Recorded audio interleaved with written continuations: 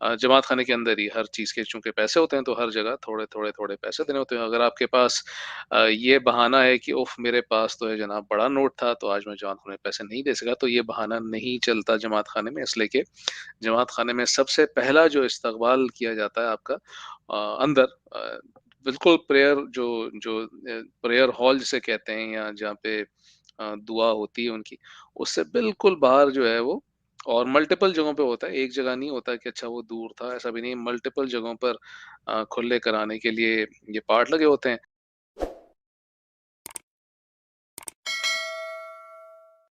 वो है अंग्रेजी में हमने लिखा है पे टू प्रे कॉन्सेप्ट या उर्दू में हम लिख रहे हैं इबादत और पैसे का जोड़।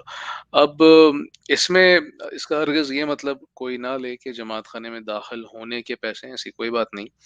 लेकिन इसका असल जो मग़ज़ है वो ये है कि जमात खाने में आप जहाँ भी जाएँगे, सबसे पहले तो जब आप दाखिल होंगे तो आपको एक जो इस्तक़बालिया जो है आपका वो एक छोटी-सी जिसे कहते हैं पार्ट होती है जिस पे आपको जो है अगर आप बड़ा नोट देंगे जहाँ भी हैं आप यूएस, कनाडा में, पाकिस्तान में, इंडिया में, तो आप अगर बड़ा नोट देंगे $50 का, ₹5000 का या ₹1000 का तो आपको उसका छुट्टा या उसका चेंज दिया जाएगा ताकि आप वो जो पैसा है मुख्तलिफ मकामात पर यूज़ कर सकें। जमात खाने के अंदर ही हर चीज़ के चूँकि पैसे होते हैं तो हर जगह थोड़े-थोड़े पैसे देने होते हैं। अगर आपके पास ये बहाना है कि उफ़ मेरे पास तो है जनाब बड़ा नोट था तो आज मैं जमात खाने में पैसे नहीं दे सका, तो ये बहाना नहीं चलता जमात खाने में, इसलिए कि जमात खाने में सबसे पहला जो इस्तकबाल किया जाता है आपका अंदर बिल्कुल प्रेयर जो जो प्रेयर हॉल जिसे कहते हैं या जहाँ पे दुआ होती है उनकी,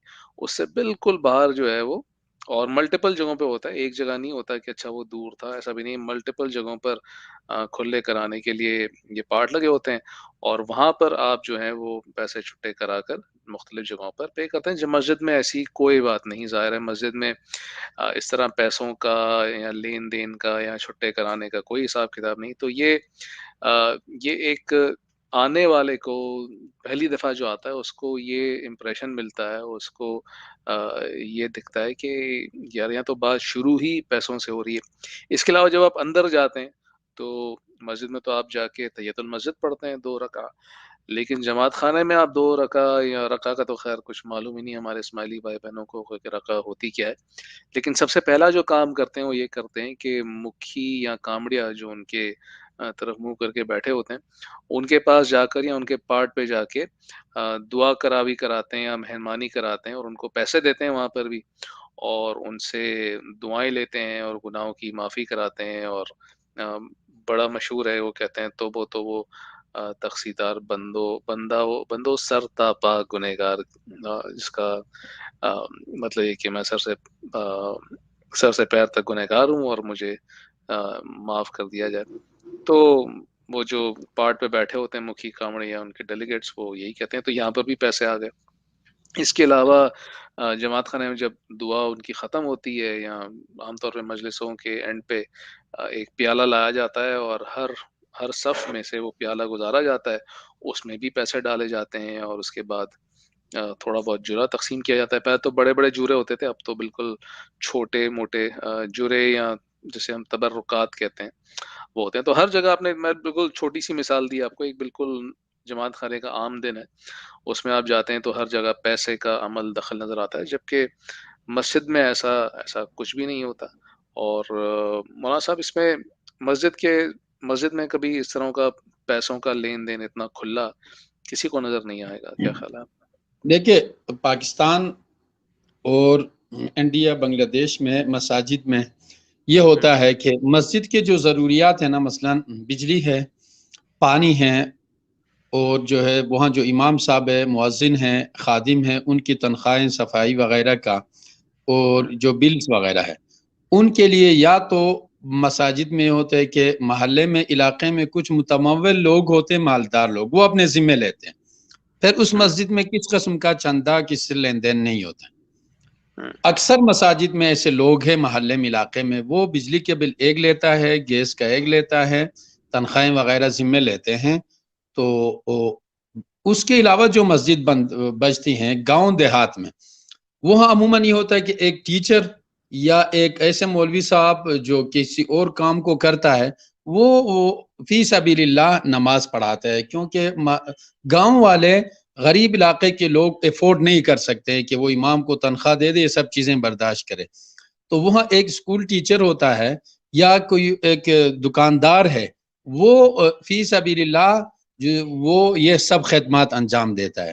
اب جو مڈل کلاس کے لوگ ہیں، جو محلے میں کوئی فی سبیل اللہ بھی نہیں کرتا ہے، بہت مصروفیت ہوتی ہے شہروں میں ہر ایک کی اپنی، اور ایسے مواقع نہیں ملتے ہیں کہ یہ ساری ذمہ داری کوئی ویسے فی سبیل اللہ کرے، یا یہ ہے کہ مساجد میں ایک ایسے متول لوگ بھی نہیں ہے کہ یہ سب ذمہ داریاں اپنے ذمے لے لے، یا کوئی ایک آدھ چیز لے لیتا ہے، تو اس کے لیے مختصراً چندہ کرتے ہیں مسلمانوں سے، سب کوئی 5-10 روپے اس میں ڈال دیا، وہ جمع کر کے کمیٹی کا جو ممبر ہوتا ہے، کمیٹی ہوتی ہے باقاعدہ، وہ بل ادا کر کے امام صاحب کی تنخواہ مؤذن خادم کا دے کر اس کا وہ بنا کر کہ بھائی مسجد کے اتنے پیسے آ گئے تھے، 50,000 اس میں سے ہم نے امام مؤذن ان کا تنخواہ وغیرہ دے کر یہ اتنے رقم ہمارے اوپر آ گیا قرضہ. اکثر مسجد مقروض ہوتے ہیں، کم پیسے کم پڑتے، اخراجات زیادہ، اور کچھ مساجد میں تھوڑا بہت ان کا بچتا ہے تو اگلے میں وہ پھر تنخواہ اور بلوں میں ادائیگی ہوتی ہے. یہ ضروریات مسجد کے حد تک ہے اور بہت محدود رقم ہوتی ہے، اور 5-6 کمیٹی کے افراد ان کو دیکھتے ہیں، خزانچی اس کو لکھتا ہے، دستخط ہوتے ہیں اور بورڈ پہ لگتا ہے کہ مسجد کا انکم اتنا اور اس کی ضروریات ہم نے پوری کی.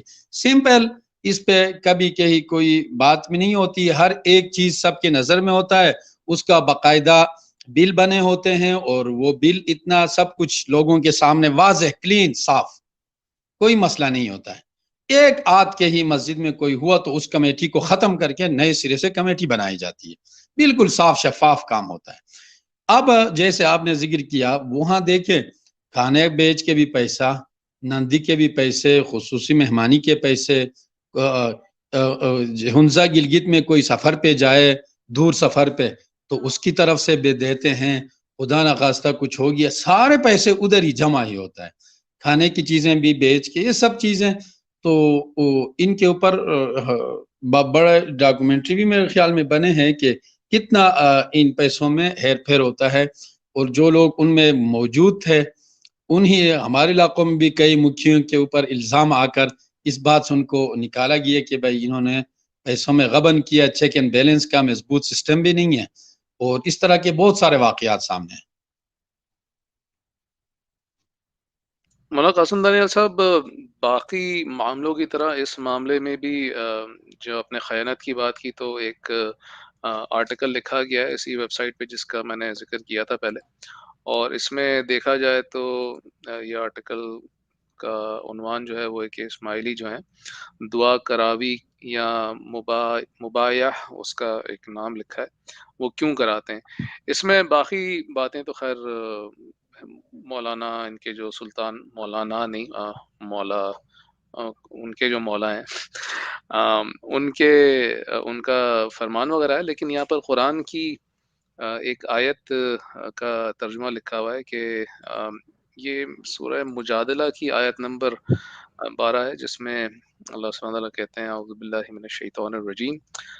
میں اسکرین پر شیئر بھی کر دیتا ہوں، لیکن میں پڑھ دیتا ہوں پہلے. یا ایھا الذین آمنوا اذا نجیتم الرسول فقدموا بین یدی نجواکم صدقہ ذلک خیر لکم واطہر فإن لم تجدوا فإن اللہ غفور الرحیم. کہ اے لوگوں جو ایمان لائے ہو، جب تم رسول اللہ صلی اللہ علیہ وآلہ وسلم سے تخلیہ میں بات کرو تو بات کرنے سے پہلے کچھ صدقہ دو، یہ تمہارے لیے بہتر اور پاکیزہ تر ہے. البتہ اگر تم صدقہ دینے کے لیے کچھ نہ پاؤ تو اللہ غفور اور رحیم ہے. یہ آیت جو ہیں یہ لوگ دلیل کے طور پہ پیش کر رہے ہیں یا مولانا صاحب کہ جو ہم جماعت خانے میں پیسے دیتے ہیں یہ تو قرآن سے ثابت ہے، اور یہ جو ہے وہ قرآن کی آیت ہے جو آگے پیش کرتے ہیں. میں اسکرین پر رکھ دیتا ہوں سامنے.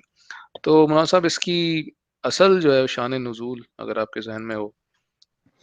یہ آیت نا، یہ ایک نص بالکل ایک صریح حکم میں آیا ہے نا کہ بھائی تم جو ہے ہر ایک رسول اللہ صلی اللہ علیہ وسلم کو ایک بندہ یہاں لے جائے بات کرے، ایک بندہ ادھر لے جائے بات کرے. اہمیت ان کے دل میں ڈالا، اور اہمیت بھی کیا، صدقے کا حکم دیا ہے نا، صدقہ دے دو. صدقہ کس کو دے دو؟ غریبوں کو، مسکینوں کو، فقراء میں صدقہ دے دیا. نہیں دیا بھی تو فإن اللہ غفور الرحیم. اگر نہیں دے سکتے ہو، غریب ہو، تو وہ تو بغیر کسی اس کے رسول اللہ صلی اللہ علیہ وسلم کے ساتھ تنہائی سرگوشی کرے. تو دیکھیں حکم کس کے لیے آیا ہے؟ الرسول، الف لام بھی اس میں لگا ہے نا. یہ حکم رسول اللہ صلی اللہ علیہ وسلم کے ساتھ خاص تھا. یہ نہیں ہے کہ تم ابوبکر صدیق کے پاس جاؤ، ابوبکر صدیق کے ساتھ ملو تو پہلے پیسے دے دو، یا خلیفہ وقت عمر فاروق کے پاس، یا عثمان غنی کے پاس، علی المرتضیٰ کے پاس، اس کے بعد جو خلفاء، ان کے لیے تو حکم نہیں ہے. یہ مخصوص ہے اس سے الرسول کے ساتھ. نبی وہ بھی ہر رسول کے ساتھ یہ حکم نہیں تھا. عیسیٰ علیہ السلام، موسیٰ علیہ السلام، ابراہیم علیہ السلام، نوح علیہ السلام، نہیں. جب ایک حکم مخصوص ہے رسول اللہ صلی اللہ علیہ وسلم کے ساتھ، جیسے کہ 4 سے اوپر 5 6 7 8 کے ساتھ نکاح کرنے کا حکم رسول اللہ صلی اللہ علیہ وسلم کے ساتھ مخصوص حکم تھا. ایک خاص حکم سے استدلال نہیں ہو سکتا ہے، نہ صرف رسول کے لیے ہے.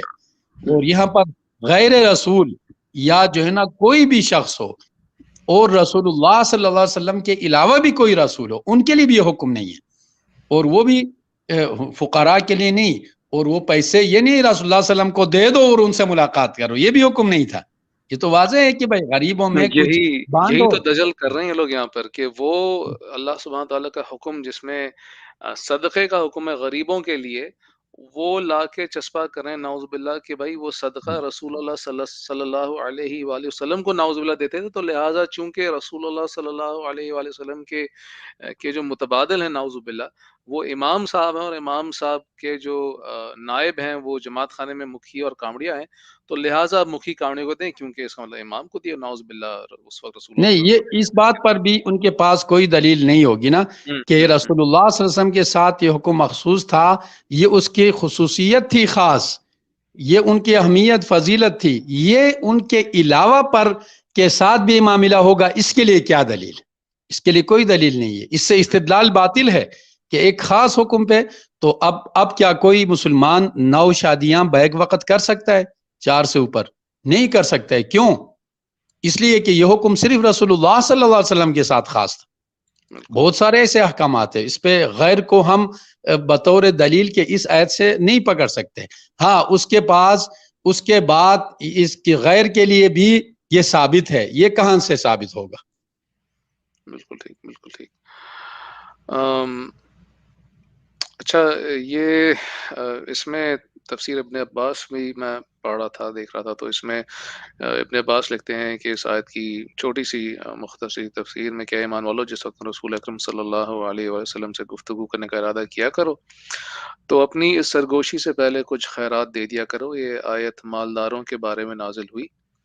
ان میں سے بعض حضرات رسول اکرم صلی اللہ علیہ وسلم کے ساتھ زیادہ سرگوشی کیا کرتے تھے، جیسے رسول اللہ صلی اللہ علیہ وسلم اور فقراء کو بھی تکلیف ہوتی تھی، تو اللہ تعالیٰ نے اس کو زیادہ سے منع کیا، اور رسول اللہ صلی اللہ علیہ وسلم سے سرگوشی کرنے سے پہلے اس چیز کا حکم دیا کہ ہر ایک کلمے کے بدلے 1 درہم مساکین کو دے دیا کریں. تو بالکل صاف طور پر جو ہے ابن عباس اپنی تفسیر میں یا تفسیر ابن عباس میں لکھا ہے کہ یہ جو حکم ہے وہ ایسا نہیں کہ جماعت خانے میں پیسے دے دیا کریں، یا جو اسماعیلی کہتے ہیں کہ رسول اللہ صلی اللہ علیہ وسلم کے تیار، بلکہ صاف لکھا ہوا ہے کہ یہ مساکین کو دے دیا کریں. میں اسکرین پر بھی لے آتا ہوں، امید ہے نظر آ رہی ہوگی. 1 درہم مساکین دے دیا کریں، کیونکہ یہ صدقہ تمہارے لیے کنجوسی سے بہتر ہے، اور یہ گناہوں سے تمہارے دلوں کی پاکی کا اچھا ذریعہ ہے. یا یہ کہ فقراء کے دل میں جو کدورت ہوتی ہے اس کے لیے اچھا ذریعہ ہے. اور اگر تمہیں صدقہ دینے کی قدرت نہ ہو تو رسول اکرم صلی اللہ علیہ وسلم سے جس قدر چاہو بغیر صدقہ دیے ہوئے بھی گفتگو کر سکتے ہو کرو، تو اللہ تعالیٰ غفور الرحیم ہے. جی یہ بھی سرگوشی کی بات ہو رہی نا، عام بات چیت کی بات نہیں ہو رہی محفل میں. بھائی اپنا ذاتی مسئلہ لائے اور اس میں الگ کر کے رسول اللہ صلی اللہ علیہ وسلم کو ان کے کان میں، اور آہستہ سے لوگوں سے الگ ہو کر ان کا ٹائم لے کر اتنی بات کر رہے. اچھا یہ دیکھیں، یہ مسجد میں آنے کا نہیں ہے. یہ مسجد میں آنے کے لیے کوئی صدقہ ضروری نہیں. اللہ کی عبادت کے لیے صدقہ دے کر اللہ کی عبادت کرو، یہ کہیں نہیں ہے. عبادت مسجد میں اللہ کی جاتی ہے، مسجد میں کسی اور کی رسول اللہ صلی اللہ علیہ وسلم کی عبادت تو نہیں کی جاتی. عبادت کے لائق تو صرف اللہ سبحانہ و تعالی ہے. تو یہاں پر مسجد آنے کے لیے کوئی پیسے دینے کی ضرورت نہیں ہوتی نا عبادت کے لیے. سبحان اللہ، بالکل ٹھیک، بالکل ٹھیک.